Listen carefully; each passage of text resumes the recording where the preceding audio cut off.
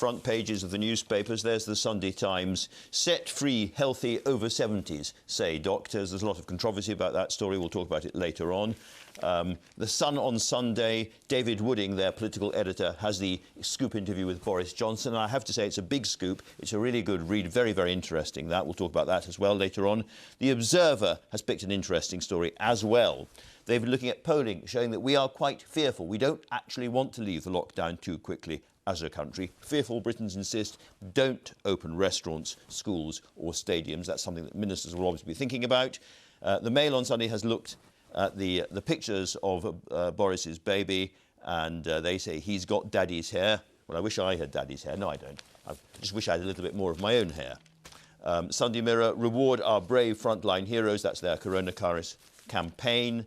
There's Sacrifice the Sunday People. And the Sunday Telegraph is a very interesting story here. It says that primary schools are going to go back at the beginning of June. And again, they've got the picture of Carrie and the baby on the front there. Hugh, let's talk about that Sunday Telegraph story first of all, because everybody is wondering how the lockdown is going to end. Is everything going to open at the same time? Clearly not. Well, the Sunday Telegraph story, Andrew, refers to June the 1st as a possible date for primary schools to go back. Every parent of a primary school child will be very relieved to hear that, if that indeed is what happens. And, of course, one of the reasons for doing it is to enable parents to go back to work more easily. And the story also refers to employers doing an ongoing role in virus testing of their staff, just as part of the national effort to work out how quickly the virus is actually spreading. Very interesting. Catherine, you've picked the Observer's front page story, which is an interesting one because obviously we kind of assume, listening to people in the economy, that everyone wants to get back to work as quickly as possible. But that is not the national mood. That's right. According to this poll for the Observer, fewer than 1 in 5 of the public believe the time is right to consider reopening schools, restaurants, pubs and stadiums. So it rather puts the other story into context. And I think it's interesting about why we're so fearful. Other polls have said that we're more fearful than other countries. And I think it's really worth thinking about whether public messaging needs to be more nuanced now. I mean, lockdown itself is quite dangerous, isn't it? There's another report in the Observer that says that the number of households with children going hungry has doubled since lockdown began. We've obviously seen these terrible figures on domestic violence and child abuse and mental health problems. And so I think we're desperately in need of a more nuanced message right now. The other thing that I was mentioning right at the beginning of the show, Catherine, was people beginning to think about going back to work, commuting, getting onto those trains. A really, really complicated job for the government to ensure some kind of social distancing. I don't know how you do it on buses and trains, and you think of the queues outside bus stops and so forth. And the Sunday Times has done a big number on that on page 7, I think. Yeah, it's incredibly interesting. It says that the only way you can have social distancing on public transport is to cut the number of passengers down to 15% of what we had before. So they say that a train that typically had 1,200 passengers on it now only has room for 200.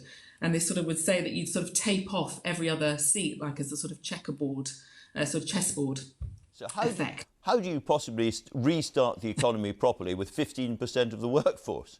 It's incredibly difficult. I mean, I think when you read stories like that, you realise that sort of all white-collar workers, or in fact anybody who's been able to work from home, you think is probably going to have to end up working from home for quite some time. Really, really interesting. Hugh, let me turn to the Sunday Times story I was talking about, because there's a bit of an arm wrestle going on between Number 10 and the Sunday Times at the moment. They hated that big, long, right-through piece about the failures they've made in the past. And again this morning, in response to that story, Matt Hancock, the Health Secretary, has tweeted this, and we can see it now. There is the tweet. And he's really clearly quite cross about that. He's saying it's an untrue story, exaggerated, and so forth. What do you think is the? He says there is no truth in the suggestion that all over 70s are going to be asked to stay at home for 12 weeks. Well, the current guidance that was set out when these restrictions began was that the over 70s, whatever their condition, if they were basically healthy, should just be a little more vigilant. It was perfectly okay to go out for a bit of exercise, but just be particularly careful. The group that were told for 12 weeks they had to stay indoors were the 1.8 million with really quite serious underlying conditions, including the over 70s. So there may be a bit of confusion over that. And I suspect that the message that over 70s, after restrictions are eased, will still have to stay at home is not something that the government wants to put out there. Whereas if you're over 70 with a health condition in one of these categories, I think probably you will be told it's better to stay at home. And of course, the Sunday Times knows that a lot of its readers over 70s are getting really quite hacked off by the idea they're going to have to stay in while everybody else gets out. Yes, I think there are many over 70 who are perfectly healthy, want to get out for their exercise like everybody else and go to the shops, and they're feeling they don't want to be told to stay at home if they're basically fit and well. Catherine, can I turn to the Sun's front page? I said at the beginning it was quite a scoop for David Wooding. He won't mind me saying so. They're a veteran political editor and correspondent. And it's an interesting read, not just in terms of the details of how close to death Boris Johnson actually got, but also his own mood, because he, at one point, becomes quite emotional in the middle of the interview.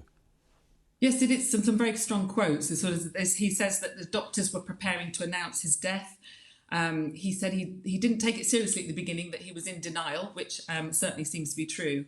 But he also says that he never actually thought he was going to die because of his own sense of his own terrible buoyancy, which is an interesting phrase. But I have to say the line that stood out best for me was that he said they had a strategy to deal with a death of Stalin type scenario, which, you know, and considering that movie is about covering up the death of a leader and sort of terrible infighting about who should follow him. And perhaps it says something about the government's attitudes to news management. I don't know. Very good. Catherine, thanks very much indeed.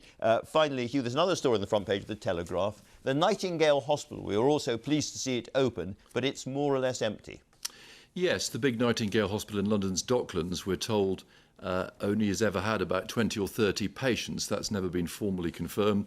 They had room for up to 500 to start with in intensive care. Of course, there are Nightingales in other parts of the UK, around England and in Belfast, the Louisa Jordan in Glasgow, the Dragon's Heart in Cardiff.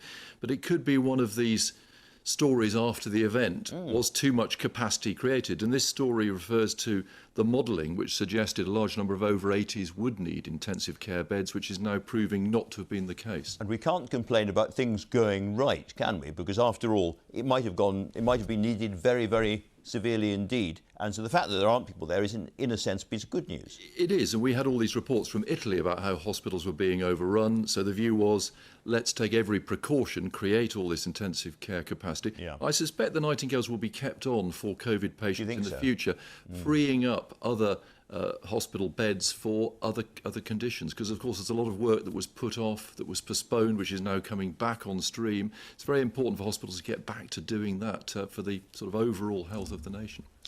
Meanwhile, Catherine, across Europe, some people are staggering, blinking out into the daylight. The Observer's been covering the opening up in Spain, where people have been under lockdown for 6 weeks, some of them. Yes, I love this picture of people being allowed out to exercise, but it's very limited. I mean, the lockdown in Spain has been pretty draconian, but you know they've released it, and adults are now allowed to exercise between 6 and 10 and 8 and 11 only. Children in the afternoon, and older people the odd hour in between. And the pictures are sort of very exuberant, people running around the streets, and there were some great videos last night of people cycling around the ring roads of the cities. But I think it's a reminder that the UK's lockdown has been much more casual than many others. I mean, Spain's so-called lifting of their lockdown is still a lot more draconian than ours is now, and there's certainly lots of people out exercising around London yesterday. Catherine Viner, thank you very much indeed for joining us this morning. Much appreciated. Hugh as well, thanks for joining us as well. And so to the weather, some really cold and very wet days down in the south, though Scotland and the north had it a bit easier. But with the arrival of May, it does seem that summer is perhaps beginning properly. Or is that just me being optimistic again? Not that I'm often optimistic.